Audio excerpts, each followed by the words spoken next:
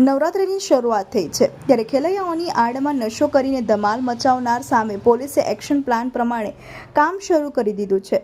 રસ્તામાં ચેકિંગ કરવામાં આવી રહ્યા છે। જરૂર લાગે તેમના બ્રેથ એનાલાઇઝરથી તપાસ કરવામાં આવી રહ્યા છે। રાત્રિ દરમિયાન અલગ અલગ વિસ્તારોમાં તપાસ કરવામાં આવી રહ્યા છે।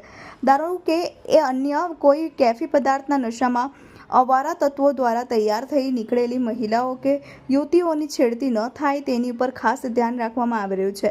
સુરત પોલીસ દ્વારા બ્રેથ એનાલાઇઝર મશીન દ્વારા રાહદારીઓને તપાસવામાં આવી રહ્યા છે।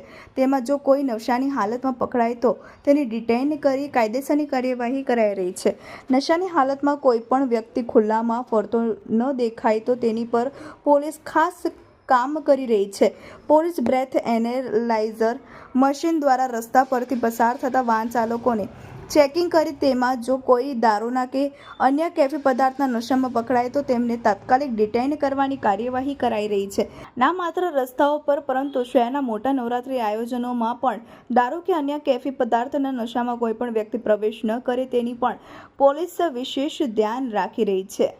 આજે નવરાત્રિ પર્વનો પ્રથમ દિવસ છે, પ્રથમ નોરતા છે અને નવરાત્રિ દરમિયાન સુરત શહેરમાં કાયદો અને વ્યવસ્થાની પરિસ્થિતિ જળવાઈ રહે અને સુચારુ રૂપે પ્રસંગ પરિપૂર્ણ થાય અને બધા ખેલૈયાઓ, ગરબા રસિકો અને ભક્તજનો અને સુખ શાંતિ અને સલામતી જળવાઈ રહે તે હેતુથી સુરત પોલીસ દ્વારા નવરાત્રિના પર્વ દરમિયાન અમારી સી ટીમ છે।